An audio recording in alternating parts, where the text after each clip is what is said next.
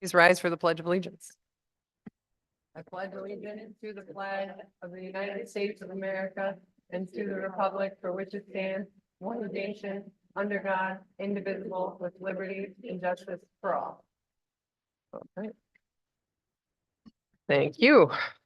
And I will be turning things over to Councilman Hotchkiss, who is the Chair of Special Rules and Studies, to introduce RL 24-64, a resolution to adopt an ethics reform package. Madam President, we have to do a roll call first. Roll call. Thank you.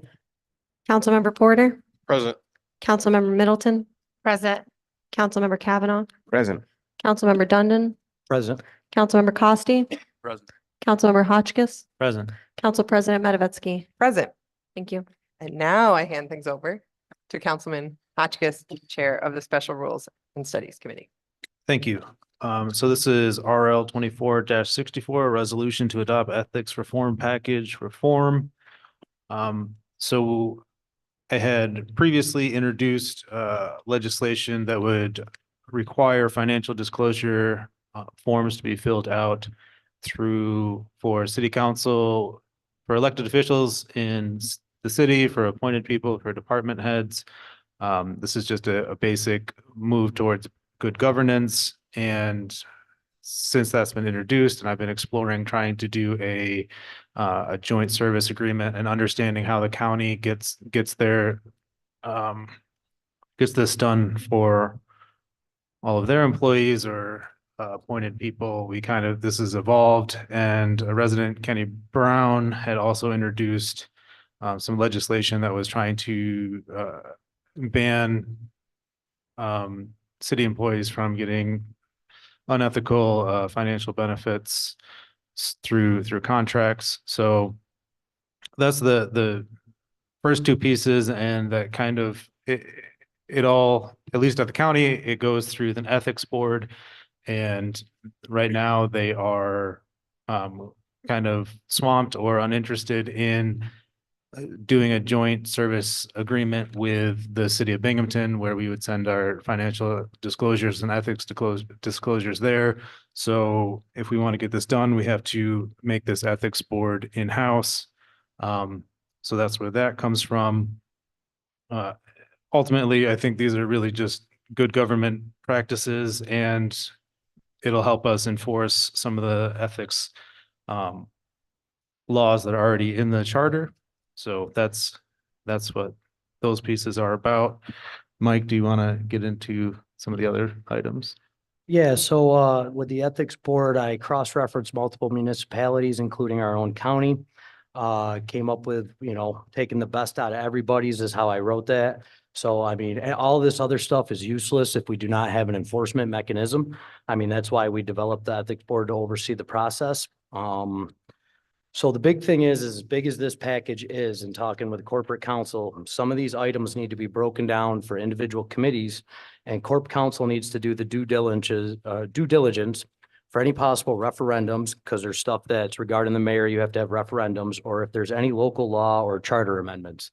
So all this is going to go through corporate counsel. We're going to work with corporate counsel, go a piece at a time, make sure we're not breaking any laws, whether it's in our own charter, whether it's a state law, or to make sure if it does need to be on a referendum for a vote, that it is, we do everything right. There's no point of rushing this and then not doing this correctly.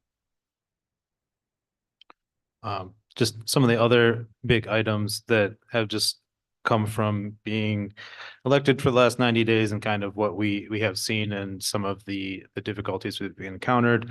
I think that goes into strategic planning. So we want 5-year plans to be required for all departments. I think this is just a really a good practice. And I'm actually, so when I go to the sewage board, they're actually starting theirs. And that makes me optimistic that we can get it done with all the other departments here in the city. Additionally, we want to have better employee support and employee support services for the training and development. I think there's a lot of room for improvement in the city as far as professional development and supporting the growth of our employees here. So that's what those those items hope to achieve. And then we'd like to also, add to promote transparency, financial accountability, making changes to the bond system, have more clarity in budget reporting and more comprehensive budget hearings. So, and then the other part, which we would have to wait, because it seems like that's going to need a referendum, is reform the appointment process so that we have mayoral appointments with council confirmation hearings and work in a more bipartisan way. That I did just find out tonight that will have to be a referendum. So we recognize that's a lot. Does anybody have any questions for us or comments?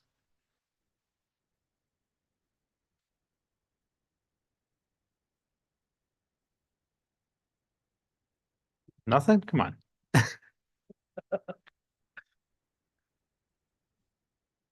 Councilman Kavanaugh. First, thank you for the work you guys have been in and all the time, for everything you've been reaching out, and you've been conscientiously kind of keeping track of issues that have been cropping up and we've been facing. And I continue. I might have gotten a bad microphone tonight. Oh, no. Okay. So I think this is I guess it's technically a second step. Nate's resolution was the first step, and now we've expanded that. And I think now it's, as you folks just said, it's going to be some committee work, a lot of work from the Corp Counsel's office, working through these, and we'll probably have some extra pieces getting added in there as well, I'm sure. So there's a tremendous amount to say, there's a tremendous amount to do, but I think this is an exciting public airing of what we've been contemplating and working on. So thank you. Thanks. Any further discussion? No, Woman Middleton. I just want to say thank you also. And, when do we plan to vote on this and what is the turnaround date on this? So it's going to get broken up into a couple individual pieces. Talking with corporate counsel, we're going to work on the ethics board and the ethics disclosure first and make sure we get all the legalities on that. Mhm. And then we'll just keep going down the list. Okay. And just another question, with the ethics board, how would that how's that gonna come? Like, is it appointed? Like, how would that? Yes. It's, So yeah, I know. So there's actually going to be 5 members on it. One of them will be the chair of the special committees. I can never remember Nate's committee, Special Rules and Studies Committee. Mhm. One of them will be Corp Counsel, and then the other 3 get appointed by the mayor with confirmation of city council. Okay. And you can have no more, if I remember correctly, as I wrote it, 3 members of the same party at any given time. Oh, okay. I like that. Yes, no more than 3 members shall be of the same political party. I like it. So question came to my mind, calling on myself, in terms of the appointments discussion. What about city council appointments? What about the fact that we hired a department head, the clerk? And will it be some sort of reciprocal item? Right, if the mayor's appointments are getting confirmed by Yeah. city council, is there going to be something reciprocal? Yeah, that's where I'm pretty sure in corporate counsel, you could clear it up for me, but I'm sure once the ethics board is in there, then that would make it unilateral across the thing. So any appointments we would have confirmation of the mayor, and any appointments he has confirmation of city council. Thank you. That was.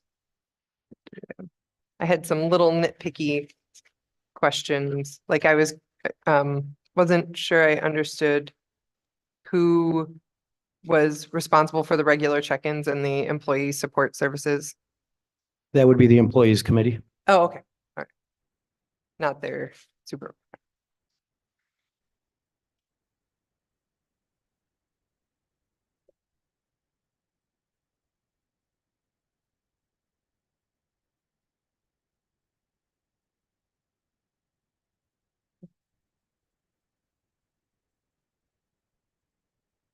Right? Do you Is have any there- further questions? Yeah, I mean, we're open to suggestions. If you come up with them after this meeting, you can just email or talk to us about it.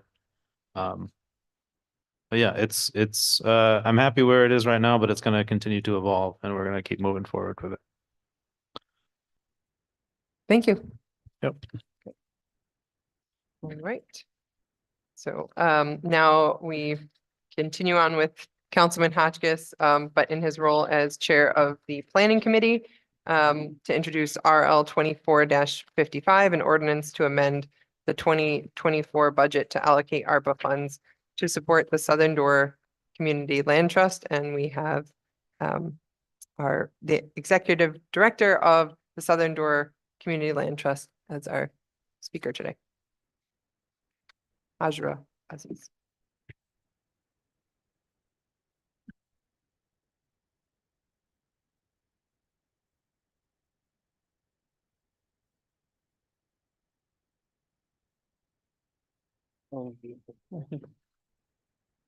Welcome.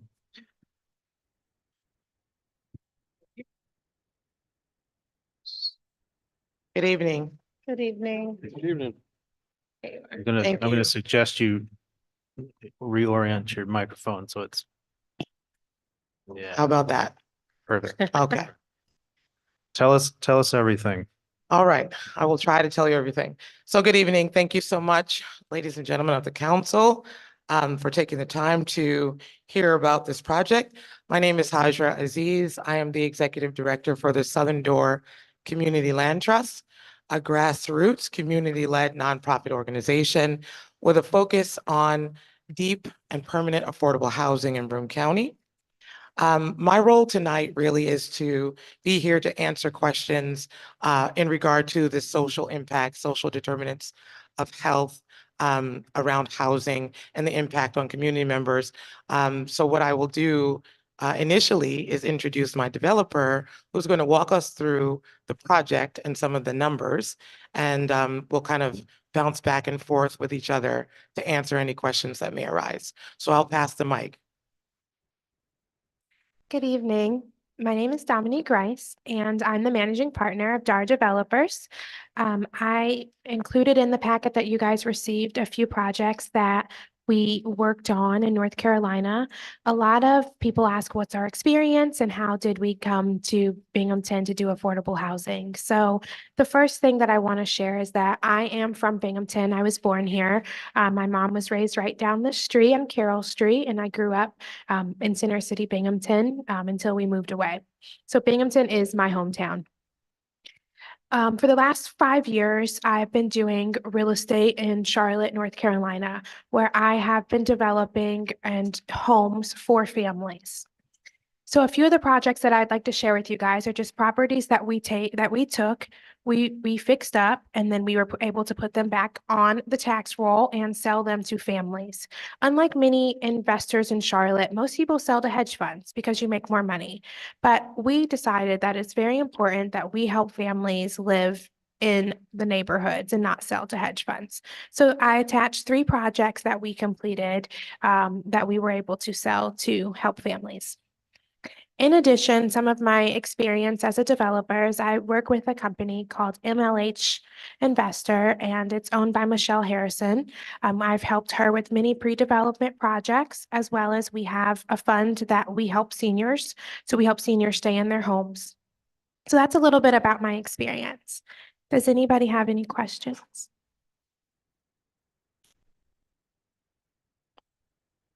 No, not at this time. Okay, awesome. So now we will jump right into talking about this project that we have on 6 Florence Street. Has everyone had an opportunity? Do you guys know where it's located and know anything about the project? I think most council members do, right? So awesome. So this is a project that the Southern Door Community Land Trust acquired from the county. This property at the time of acquisitions had families living in all the units. The property should have been condemned because of the condition that it was in. The previous owner, not only did they not pay taxes, but they also did not keep the property up to code by any standard. So we come today to kind of talk about what this project looks like. So first, I want to make sure that you guys all have a copy of the packet in front of you. that we have for the 6 Florence Street to be able to go over that with you. I don't think I have the 6 Florence one. I've got all the other, we've got. It It should be. should be in the back. It's the last one. Okay. There it is. Thank you. Do we have any extra folders floating around? Yes. We'll take one so we can follow along with you guys. Thank you so much. So some of our council members have had the opportunity to meet with us to kind of go over this packet, but I wanted to share all the numbers with you all and see if anyone has any questions and how we can better assist you. So on the first page, it just shows a photo, but on your second page, you can find the details about the property. The property consists of 6 units. Here in Binghamton, it's very hard to find 4 and 3 bedroom units for families. This project has 2 4-bedroom units and 2 3-bedroom units, as well as 2 2-bedroom units. So this is really great for families who are currently displaced and unhoused. The good thing about this project is that the Southern Doors Community Land Trust has decided to keep rents extremely low, because a lot of times when we see affordable housing, it's still unattainable for our local residents.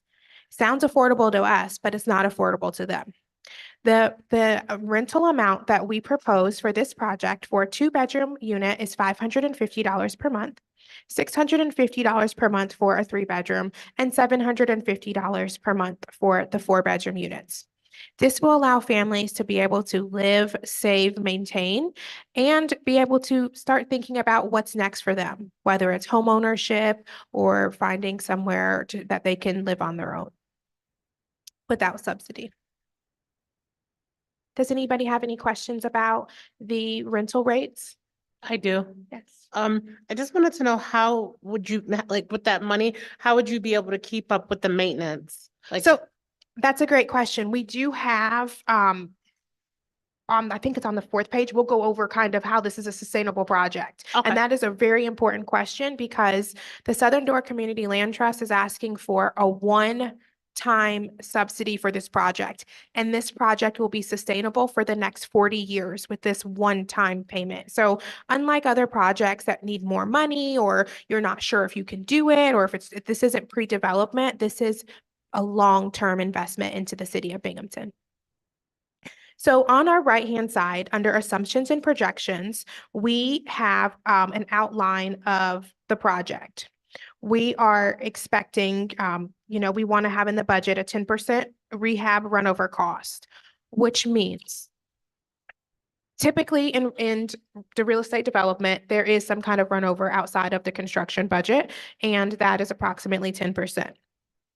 When we go to the next page and we talk about numbers for housing and what Councilwoman Middleton brought up, the standard for vacancy rate is approximately 10%. We believe it'll be much lower for this project because we know that people need somewhere to live, right? So we're not going to have much vacancy. The appreciation per year for this property is approximately 3%. The income increase over the term of this project will not increase. We will not change these rates for the next 30 years. So we are guaranteeing sustainable, affordable housing for years to come. What we do have to be realistic about is that the expense increase will grow, right? Mhm. Because we're not going to raise the rent, but expenses are going to increase. So we calculated approximately 2% increase for that. I'm sorry, just cut you off. 2% for the whole 30 years that you're saying that? Each or- year. Each year, okay. I'm sorry. So, Sorry. no worries. Thank you for asking.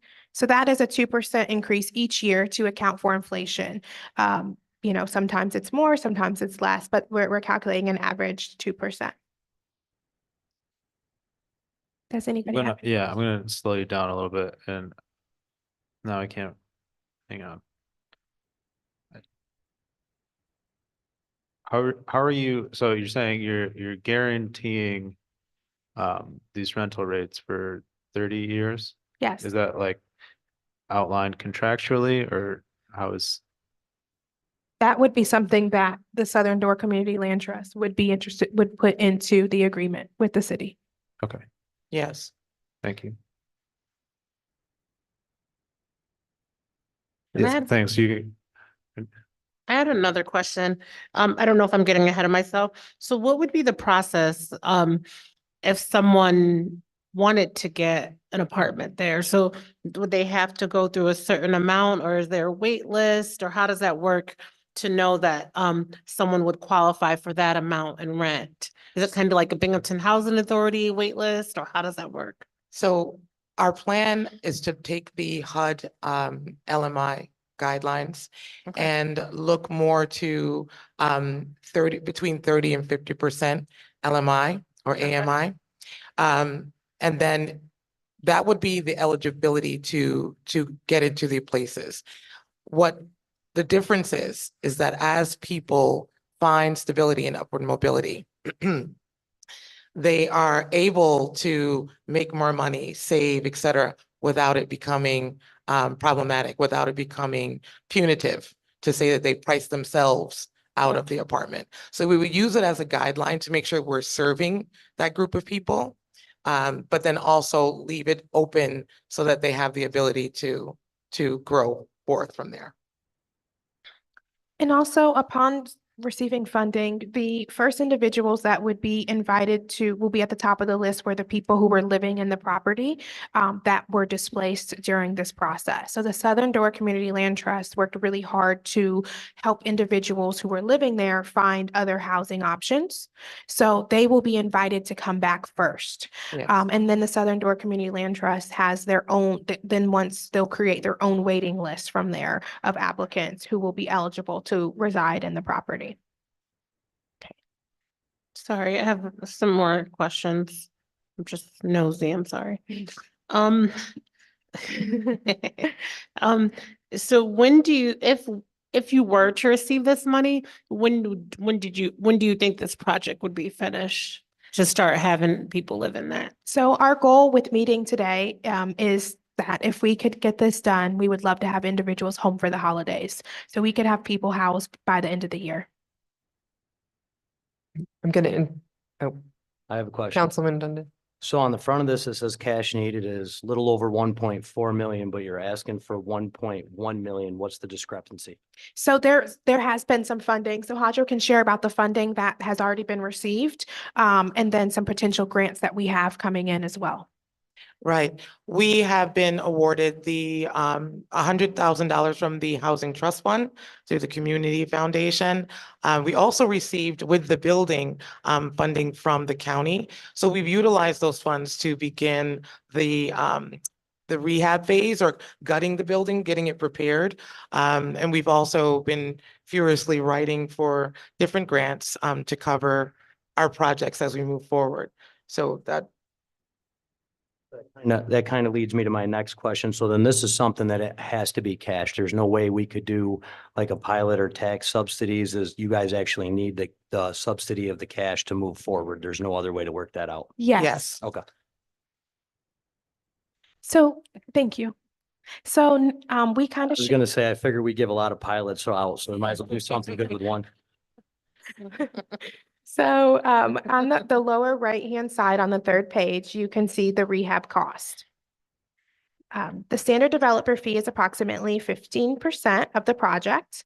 The administrative fees, which cover the process of the wait list, doing interviews for potential tenants and residents, that's what the administration fee for. The renovation budget is $1.1 million, as well as the cost run over is the 10%. So this is the budget for the project. The total per square foot price is $233.30, which is very standard for projects of this caliber. I wanted to share the conversation. So Corporation Council and I were having a little sidebar about the restraints and rules and guidelines for using ARPA money, and that working with Dr. Burling would be a first step in terms of making sure that things are handled appropriately. I don't know if you want to jump in with more details. Yeah, so the ARPA funding is not, it's not unrestricted. There are a lot of conditions on it. It's federal money. Right. There's a lot of auditing requirements. So, and the contracts are quite extensive.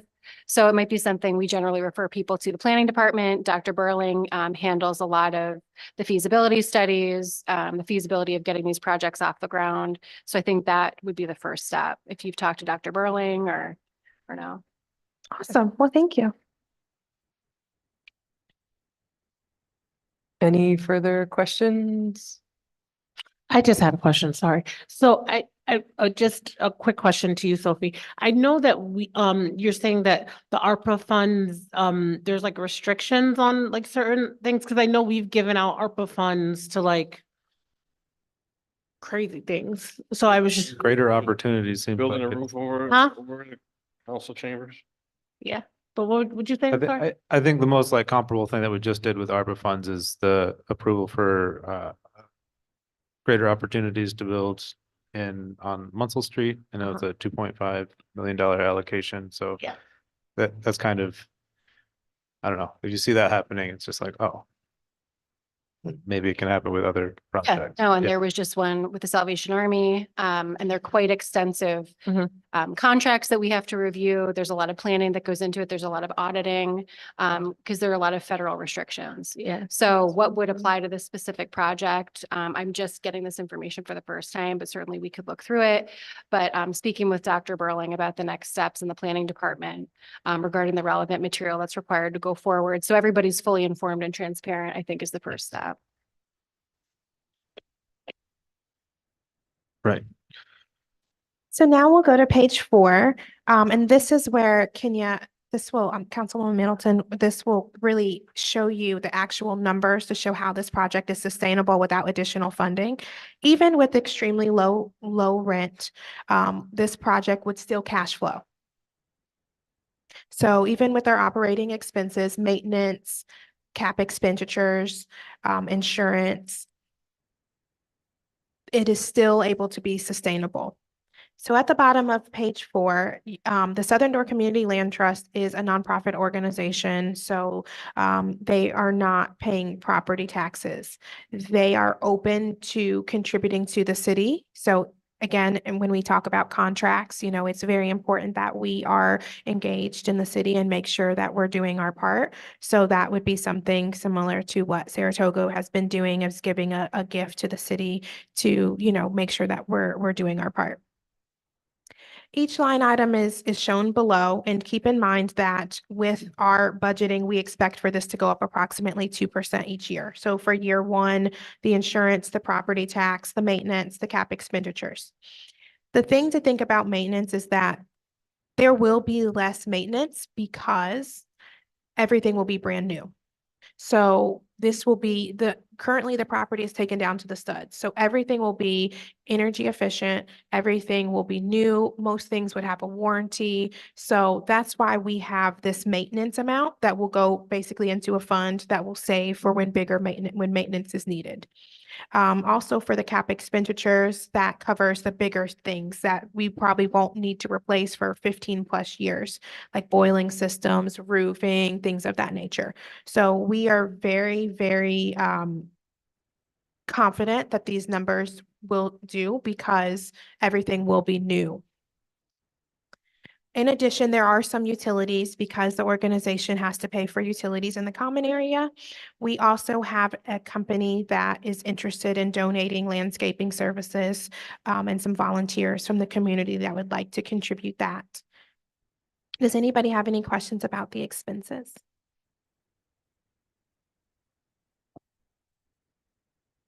So now we'll go to page 5, where you will see the sustainability of this project. You'll be able to see the operating costs from year 1, 2, 3, 5, and then as well as 10, 20, and 30. You'll see that our operating income at the top is not increasing because we are not increasing the rents. You'll see the operating expenses are increasing each year by 2%. Even when we increase each year by 2%, year 30, we will still be sustainable and having cash flow. So this will show you that this affordable housing project is sustainable without any additional funding from the city.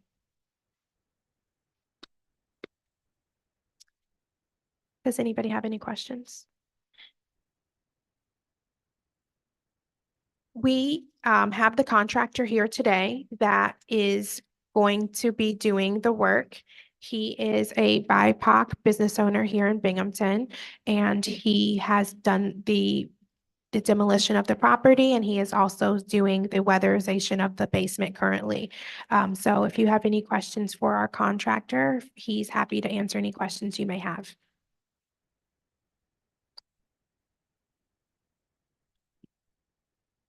I'm wondering, like, I always get excited when when things are getting built to like LEED standards for like energy efficiency. Is that a target for this project, or is that? Yes, it is. We're working to make sure that resiliency is baked in, right? Because folks that we're serving are typically those who are displaced during weather-related crises. So we want to keep folks housed as long as possible. So that will be fundamentally important to anything that we put into our real estate portfolio. But I am currently a part of a CLT Academy that's working with CLTs across New York State. And climate resilience is a key component to what CLTs are doing. Right. I think, I don't know. For me, I feel like one of the exciting elements of this is that it is a land trust, and it's the only land trust in Binghamton. And this would be the first project. And I think land trusts represent really like a gold standard for sustainable, affordable housing, and equitable, affordable housing.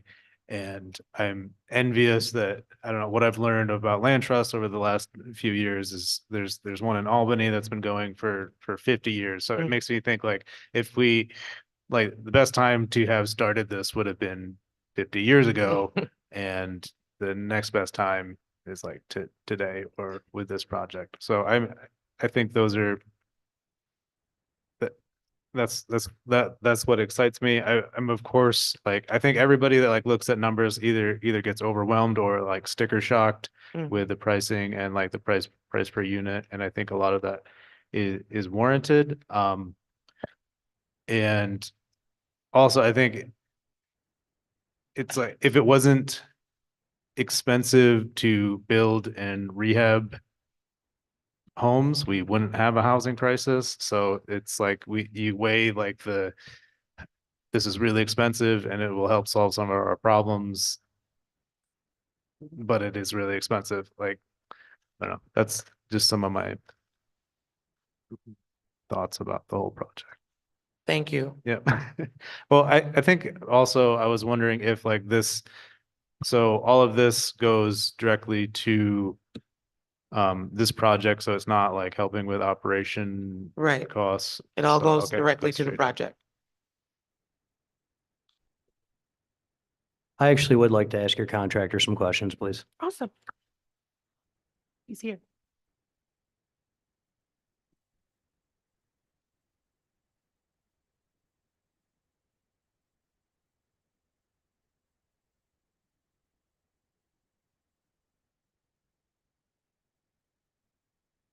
How's it going? So seeing that the property wasn't maintained as you were doing demo, did you notice any water damage on any of the load bearing joints or any of the posts or beams that were holding up the house? Yes, there's a few. It's Oh, yeah. I got 16 years as a union labor construction, so I was curious though if that's going to be part of the cost in the rehab. yes, that's in there. I have a background in disaster.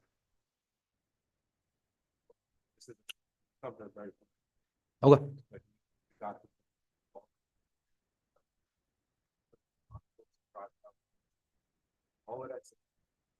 Okay.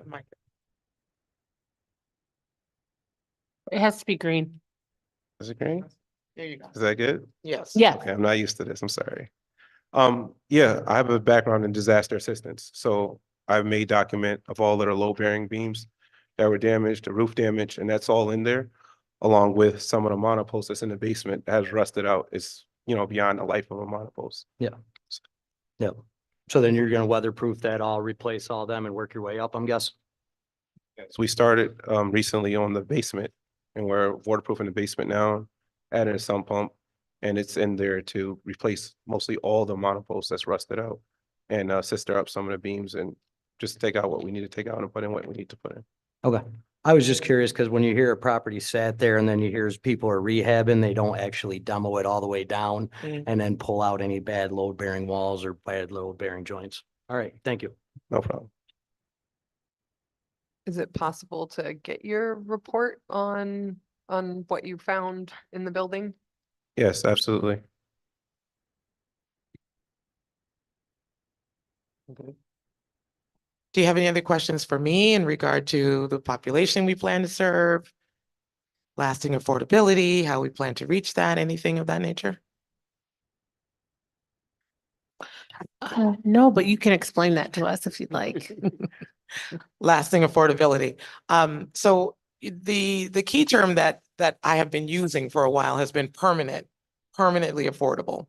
A lot of the ways that I've tried to explain it in lack of better terms was a rent freeze for some people kind of understanding what rent freezes are, so that we know that, you know, as people cycle in or out, that the rent will remain stable.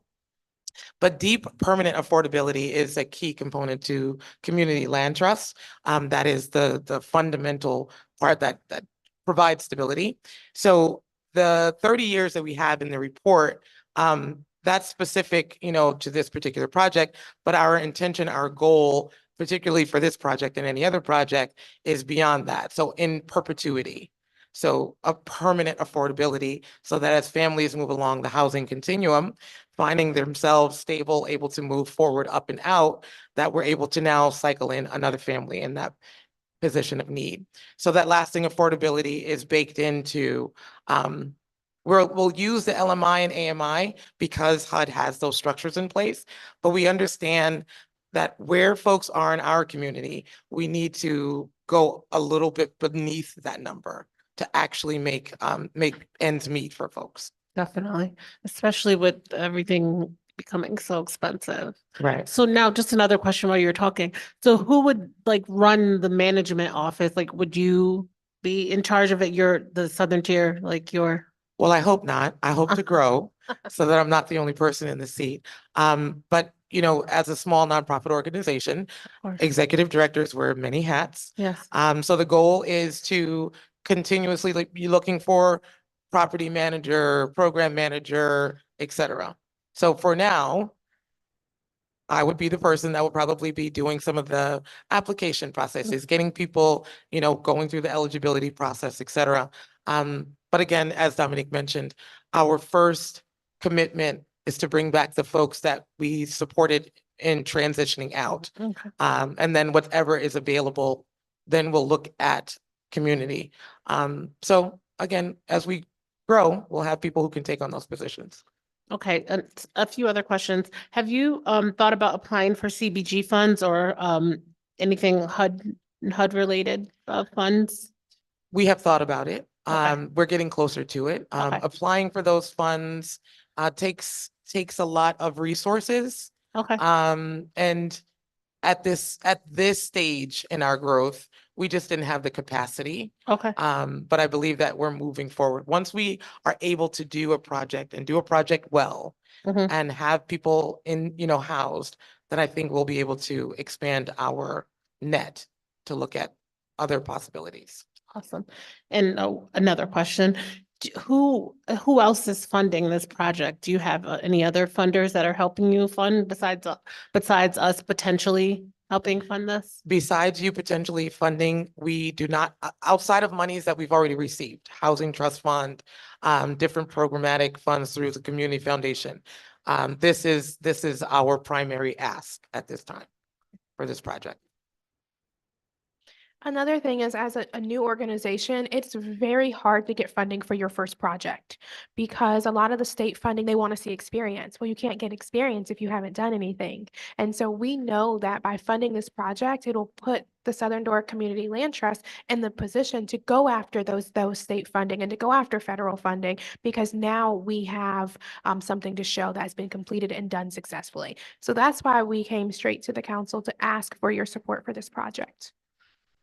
I would just say another thing too. I think on us too, when there isn't a and when it's something new too, we're all taking risks too, because we're worried too. So Mhm. that's just something I want you to know. Exactly. Yeah, so it's risky for us to Right. just like vote on something we don't Right. know. And just like, the pre-development project, we allocated $2.3 million for pre-development to see if a project would work, right? So that's an opportunity that we allocated ARPA funds to test out to see. Now that project could not work and we invested $2.3 million. This ask is saying for $1.1 million and we're going to actually provide sustainable housing. So, there are risks that council has to take and it happens, every year with every council. So I totally understand the risk, but betting on a local organization, especially a BIPOC org, gives us the opportunity to try to do something new and to try something and to see, we're pretty confident. I've done this and we know that we can make it happen. And sorry, another question. Then how would you, like, say you got the money, how would you update? Sorry, how would you update us? Like, would you be able to give us like, some updates on what you're doing and like the Yes. process? Of Of course. course, I Yeah. believe that would be important to showcase, Most what the council was able to invest in. definitely. We want, a community land trust does not work without community. And so we want that to be a part of everything that we do. And that can be baked into the agreement, X amount of updates, this is the requirement, even keeping rent at that rate. Those are the kind of conversations that we want to have with you guys to know exactly what your needs are from the council. What do you want? What do you require for this project? And holding developers and nonprofit organizations responsible when they do get this money. So what we must do should be included, with this funding. I have a question. I want to backtrack a little bit. Why did the other project fall through, I should say? The one you said you needed $2.3 million. That was not our project. That Oh, was a project okay. that the previous council put money towards. It's in Mr. Porter's district. Is that in your district? The Clinton Street project. So that project, My yes. So misunderstanding, it's okay. that project. So that's what we say by, we know that there's risk, but that was also a very big risk for pre-development. And as we know, pre-development is just the opportunity to try and see if this is even going to work before you develop. We're actually going in with development. We're going in with a shell that's ready for the work and we're ready to house people by the end of the year if we can move quickly versus a project that's 2 and 3 years out. Even though it's more units, we can house people with this project and the size of the units. We're easily able to help 20 plus people home for the holidays. And that may seem like a small number, but for our schools and for our families, it's a big deal. Yeah.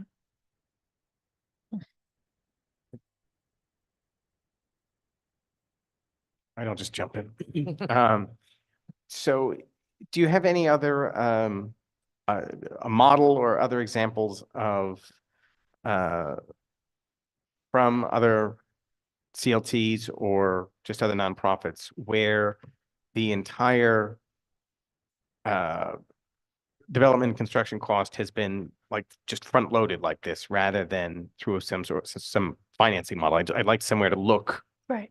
where this has been, where it's just like, it was all cash in hand and it was got done. So I And how don't that's have that worked out. information with me today, but I'm pretty confident that I can get something that I can share with the council.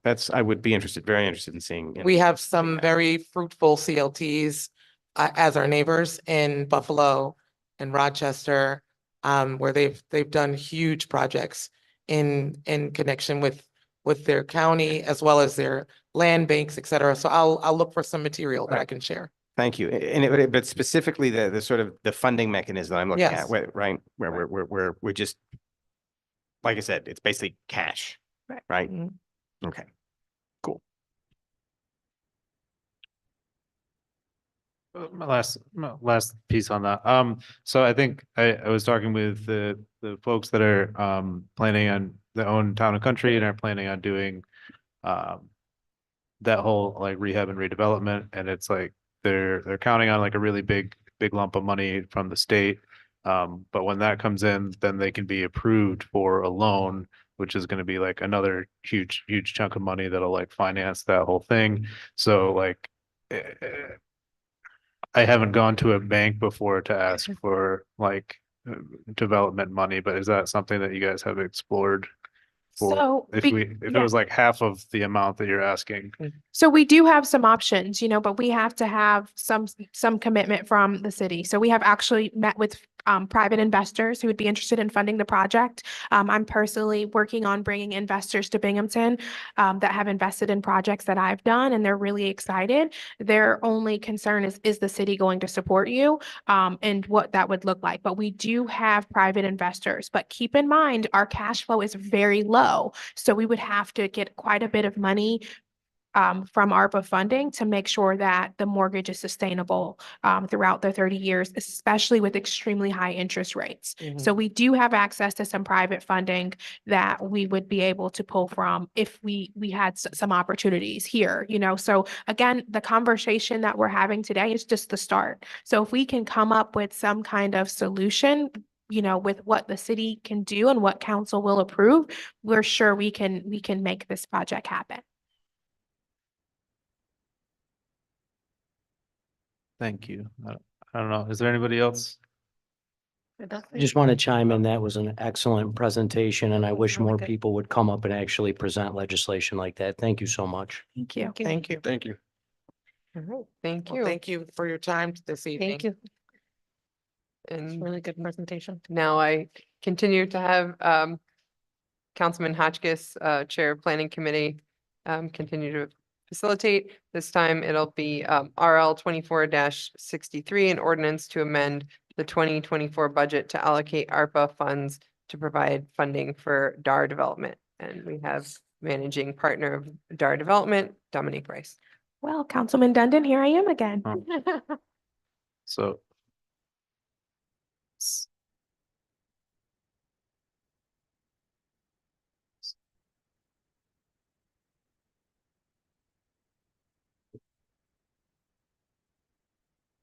Yeah.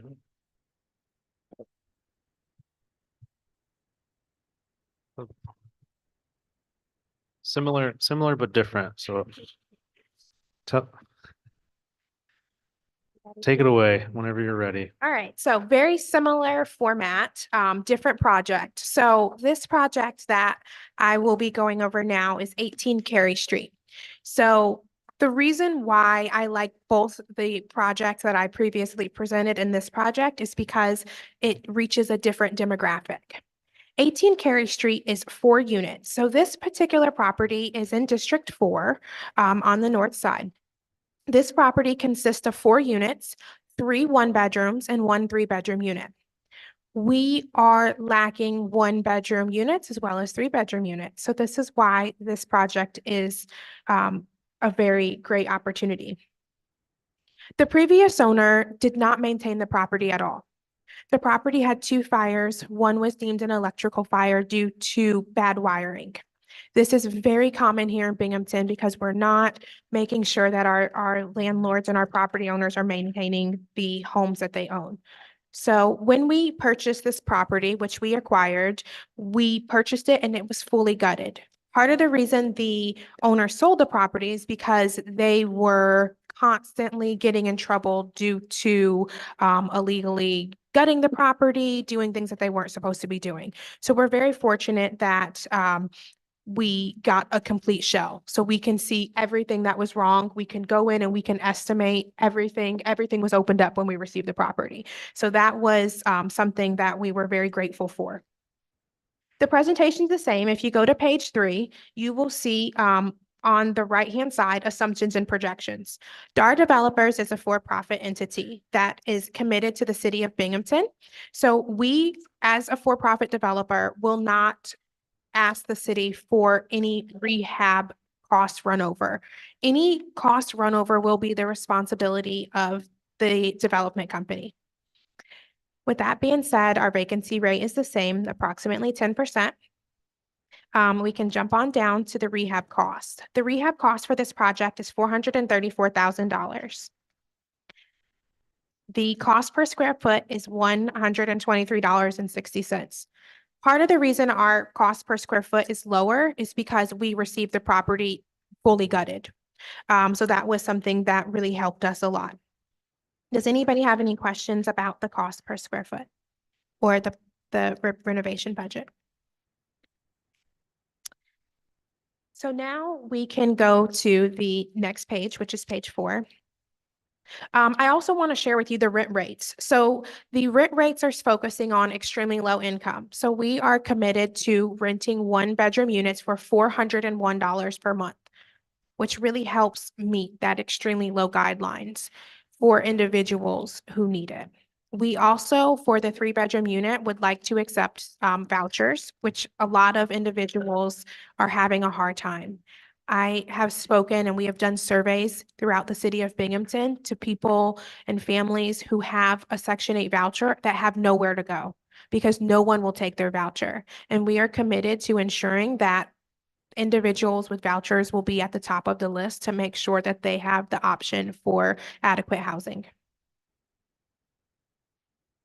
Because this is a for-profit entity, we do pay property taxes. So our property taxes are outlined in here. We have all of the expenses outlined. And again, this is a fully sustainable project. So a one-time investment will allow us to be able to have sustainability for the next 30 to 40 years without raising the rents and without asking for any additional funding from the city. All of the numbers are presented on page 5 to show that it is a sustainable project. Does anybody have any questions?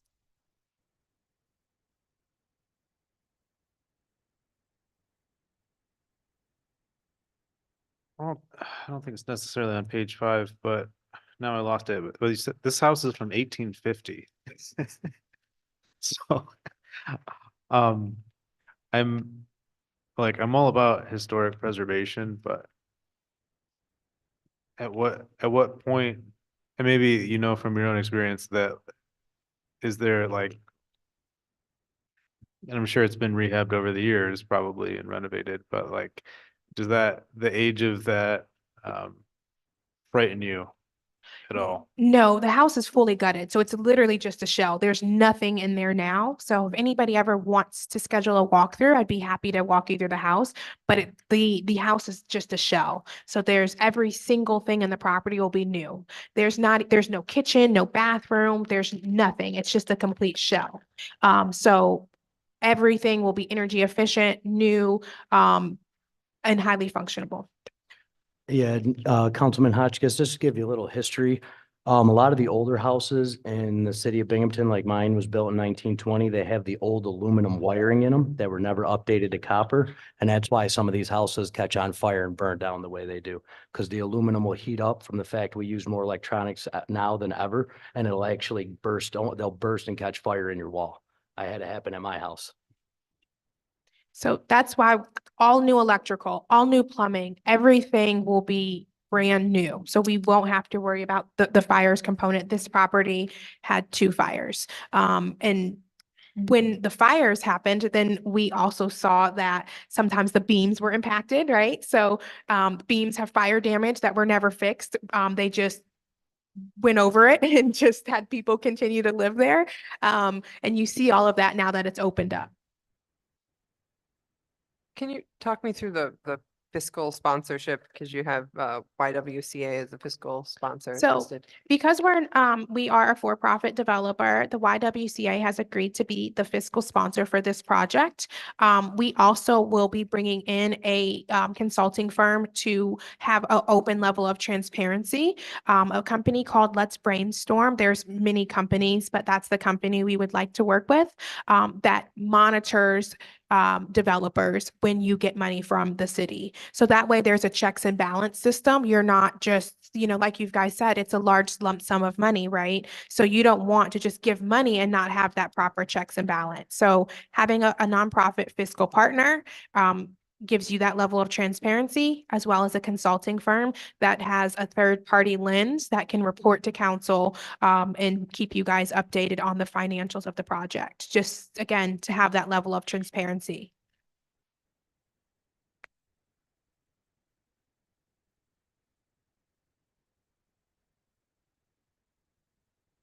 Everyone good?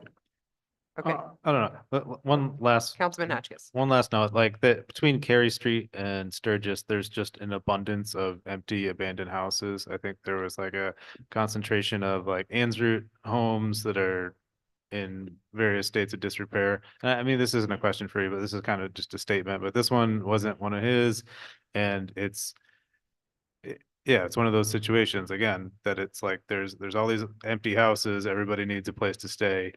And it's super expensive to do the rehabs, but you don't want it to be in the hands of someone that's just acting in their own self-interest and not really considering the livelihood of the people that are, or of the tenants. But those couple streets need reinvestment. Definitely. And part of it is that, you know, it's scary being the first house on the street to do something, you know, it's a major investment, but we speak to homeowners on that street. So we have multiple homeowners who plan to come speak at council and to share their desire for this project that live on Cary Street because they really want something done over there and they really believe that this could be the start to something great. By doing projects like this will help show other investors to come over to this side of town and to really reinvest in the north side. So having a model of excellence for other landlords and other developers to go by would really help attract other individuals. All right, thank you. Thank you.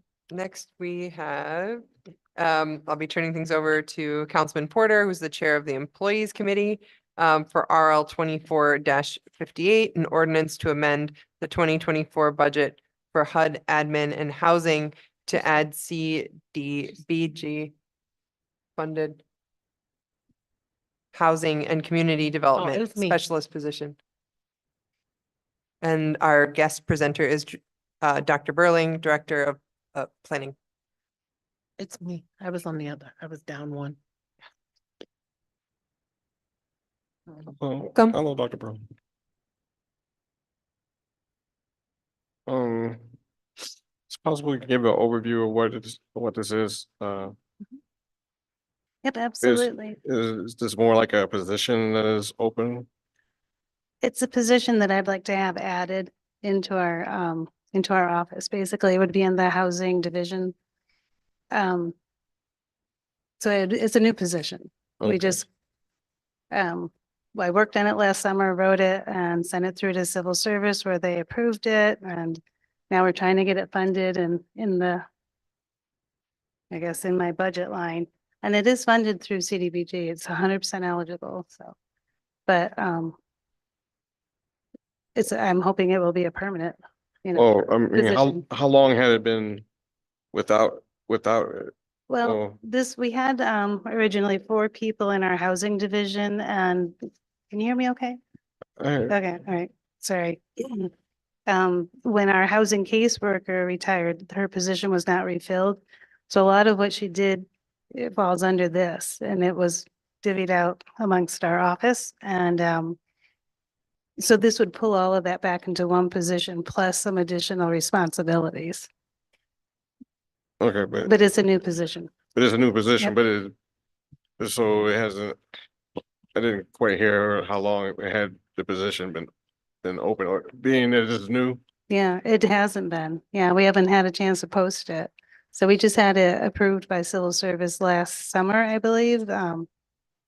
And we needed to add it into our budget, get it funded, get it approved, and then I want to post it like as soon as we're allowed to. So that's why I did request it to be expedited, just because it is such a it's something that we need. So I do have I don't know if you're interested, but we did have support from our HUD, what do we call it, coordinator, in Buffalo. She recommended this position, and when I ran it by her, she was very, very supportive of it. And she did send an email about that. If you're interested, I could, Yes, please. Thank you. yeah. Probably CC everyone else in it. Okay, well, I printed it, so if you wanna,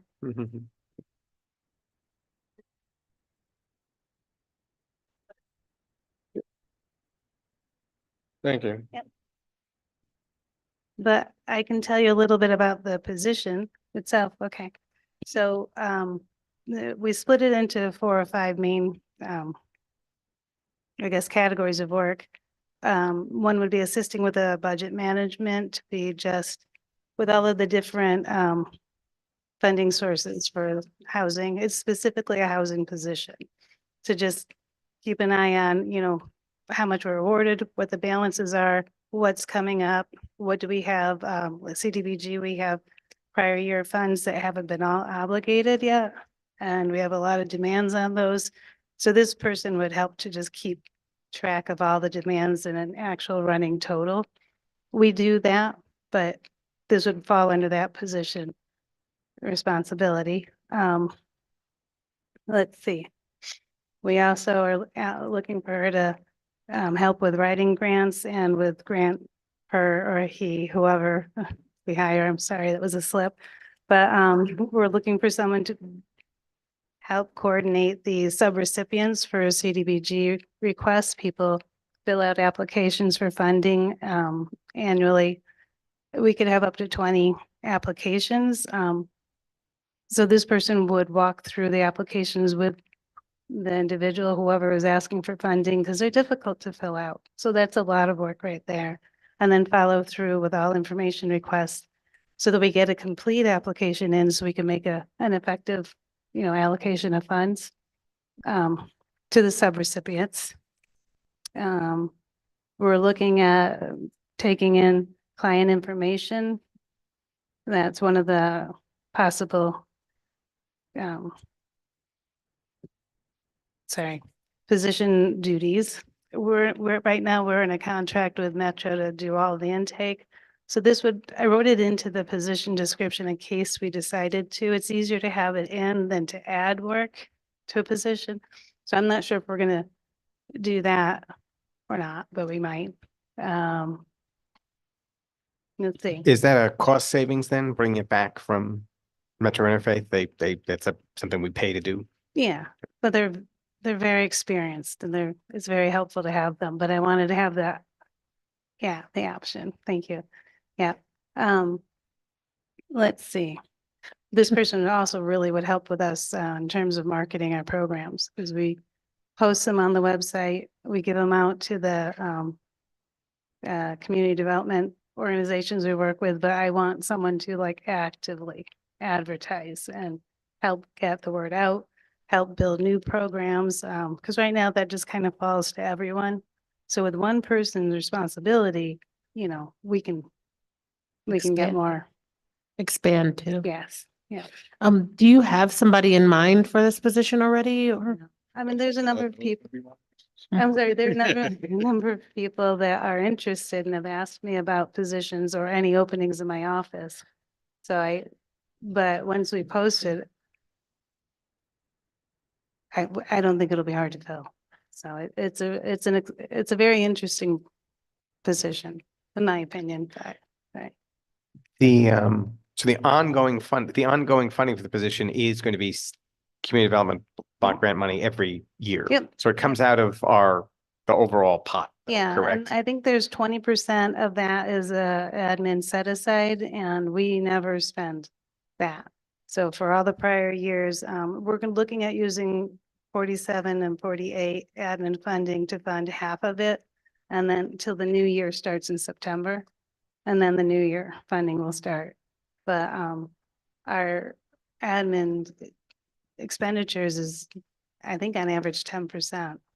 Some years a little more, most years a lot less. So is that money we've been just losing? or- No, we keep it, I think, for 5 years. Okay. So we try and spend it, but we're really trying to track costs that we can put over to the admin line. So my office, our timesheets, we created a new timesheet. It has a column that you can put your HUD hours and bill against that, just to help. So you've been struggling to spend money, if everyone could be so Well, lucky. No. Not everything. Some departments are fully funded through CDBG. Building and code can be fully funded, since most of Binghamton is low, moderate income. The work has to be done in the HUD eligible areas, so there's a whole process for that. And I would assume that writing a plan and then implementing it would be HUD eligible, but it's not. Writing it is, implementing is not. So we have a little sheet of what we can bill against it, So if you'd been a contractor in the past, it's easy to track, but not everybody in my office was.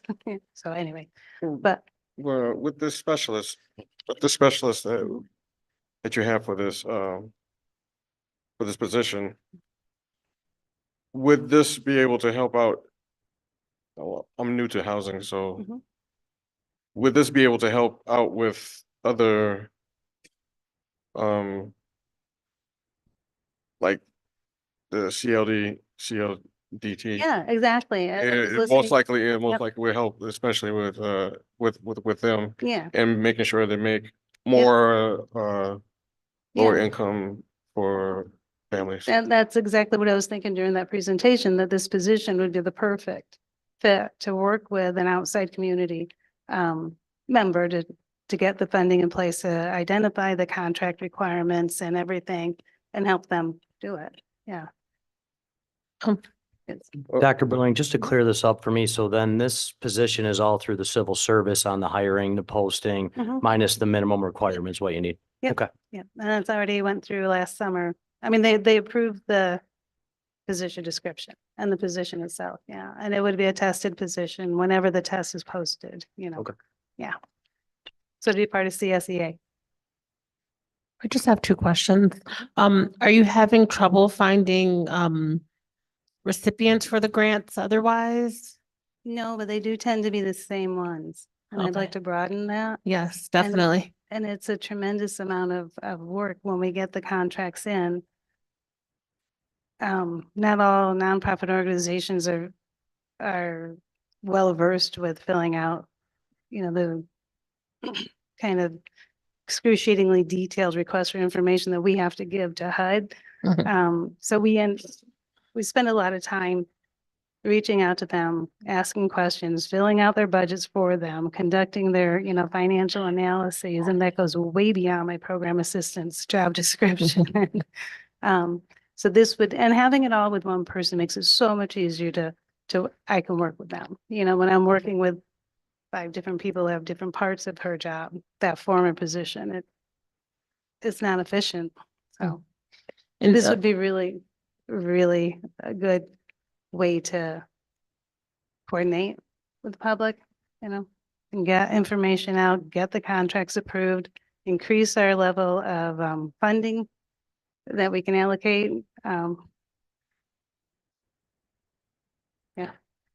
And another question, I think Mhm. that's my last question. How would this position work with BLDC? Like, would it work together? Is there like an over? 'Cause it seems like it's You mean there's an the overlap. city's BLDC? Yes. Steve Carson is the HUD administrator and he's an ex officio, I think. He's on BLDC. So this position would be reporting to him. Okay. So it would be a direct, you know, and we can always ask if we can include someone, if there's a special aspect to one of the BLDC meetings and have them sit in. But with Steve and I'm on the committee, I'm on BLDC, so we would coordinate.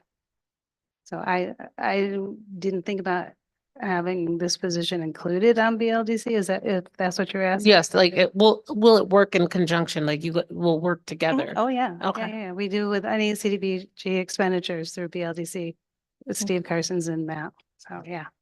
Sorry. It seemed like there's a lot of kind of knowledge requirements. I know we're talked in the first bill tonight, request relating to training. Is there a plan for all this training? How long do you perceive someone's going to need to get up to speed? If someone has a general knowledge of contract management and HUD regulations, HUD rules, there are far too many to memorize them, but if you know where to find them, you know, and we know where to find them, and we're very well experienced with all of this. And so this new position would have hands-on guidance. I would imagine 1 to 3 months and they'd be completely self-sufficient. And, you know, being in the housing division within planning, housing, community development, they're right in with everybody that works with this regularly. So, yeah. For this position, just looking at the budget, and maybe I'm wrong. Mhm. But is there? So what you expect of 79,780 is what the competitive price, Well, the competitive salaries, the salary's 48,000. 48,000. All the other is the, benefits, the FICA, all the health insurance costs. That's the full dollar cost of that position, but the salary is 48. Okay, so the salary at 48, you Yeah. think that is the most competitive at the moment for? Probably not, but it's about what we can afford. So, sorry. It would be enough to attract someone, definitely. And hopefully someone experienced or right out of college, hard to say. Right. Oh, Councilman Kavanaugh. I would just like to make a motion to expedite RL 24-58 to the next business meeting, please. I'll second the motion. Well, thank you. Uh, roll call? Councilmember Porter, Aye. Councilmember Middleton. Aye. Councilmember Kavanaugh, Aye. Councilmember Dundon, Aye. Councilmember Costi, Aye. Councilmember Hotchkiss. Aye. Council President Matavetsky.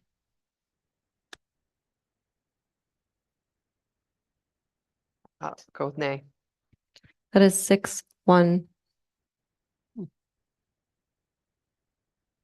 We good? I'm just, I'm gonna state why I said nay. I'm interested, since you were mentioning that this funding, this admin funding could be used in code. I'd want a better understanding of what the trade-off is. There's no trade-off. They do track their hours and get them to us, and we do submit it. So with this I was position, there'll introduced- still be plenty of money Oh, for absolutely. all of the I was billable just using hours that of as an code. Sorry, example. that's why I Yeah. kind of froze up there. I was like, I don't know the Like my whole trade-offs. housing division, everyone there is 100% funded by CDBG. So some positions are fully fundable. Some like mine are not. I'm sorry, Okay. that was a bad example, but. yeah. Okay, thank you so much. And for we don't use it enough. Okay, We need thank to, you. no. Anything further? All right. I was gonna say, it's like we recognize that some of the grant administration and grant there's like a deficit of that knowledge, and not necessarily knowledge, but like capacity is the better word in the city. So it's just like, this makes a lot of sense to me. So thanks for taking this on. Yeah, no problem. Understand it, no. Thank you. Yep, thank you. Thank you. Thank you. Thank- All right, and with that, we'll keep things with Councilman Porter, who's the chair of our Employees Committee, as we introduce RL 24-57, an ordinance to amend the 2024 fire budget to pay fire mechanic from fire budget, moving from CSEA union to fire union effective 1/1/24 with retroactive salary increase. And we welcome down Director Drake Drees.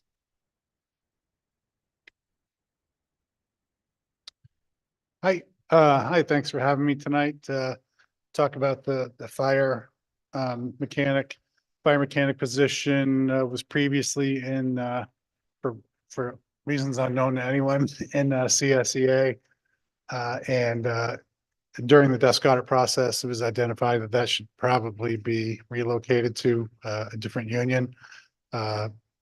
Initially thought Teamsters, but fire wanted them and Teamsters were okay with that, so they ended up in the fire union. And so when that happened, they obviously then they got bargaining rights for the fire mechanic, and fire mechanic got put into their pay scale. And so basically it's an adjustment for that pay scale, and that process took place. We had to do a separate MOU to their contract, which was effective January 1st, which represents why it begins on January 1st. And which contract did you have to do the MOU to? Both of them, the CSEA and fire? Yeah, both. Yeah. Okay. So you had to do one MOU was just to acknowledge that they're negotiating for that position, and then one to do all the other fun that goes along with it. salary benefits, et cetera, and acknowledging again that this position does get the fire department retirement. They're not in fire retirement. It does not get the fire department retirement? Excuse me? This position does not get the fire department retirement? No, because you have to literally be a fireman. It's for firemen only. So they remain with the Teamsters. That's part of the IAFF International. So this is not perhaps entirely unrelated to the police mechanic. You were trying to get some parity here, I'm guessing, between the Right. departments. It's kind of like, it's like echo legislation, I guess. Okay. I guess, if you want to call it that. But I just make that up. That's a new term. Yeah, I like it. Sure. They said, don't make things up while you're up there, and I already failed. Any further questions? I mean, this would normally be a Chuck question, I guess, but or right to the chief, but as far as ongoing budgeting and keeping this as a sustainable increase. Yes, no, Well, that not would your area. probably be in their CBA, wouldn't it? Yeah, it's written into the C. So they allocated money, to fund this for the year, not out of personnel. We took it from some other equipment stuff, I think. But yeah, that'll be written into the contract moving forward. We got to change all the language in the contract because this would be the only person in their contract that's not a fireman. So it's a lot of editing. My question about the retirement, more into the retirement, are they getting city retirement by any chance, or are they, since they're not covered by fire department? Yeah, they'll get the same retirement as City, okay. yeah. I was just wondering, because it's. Yeah. I'm thinking, is it leaving a person at risk of not having some kind of retirement? Oh, no, But they okay. definitely have. Okay. Yeah. All right. And any last chance? Okay, great. Thank you so much. And then we move on to keeping it with Councilmember Porter, Chair Employees. We have RL 24-62, a resolution to accept New York State resolution to reopen Section 384 of the Retirement and Social Security Law. And I have a question for Corp Counsel. Seeing that this is one person, is this something we should take into executive session? Yeah, typically, matters of personnel are an appropriate topic for executive session. If there's a motion, council can vote on it and we can adjourn to executive session. And council can vote to have, our personnel director come in and speak. I make the motion to take it into executive session with the Make a personnel second. director. I'll make a Okay, second. motioned by Councilmember Dundon, seconded by Councilmember Porter. Voice vote? All in favor? Aye. Any opposed? Okay, so we're gonna be going into executive session to discuss a personnel matter with the the personnel director, Drake Drees. Do we have an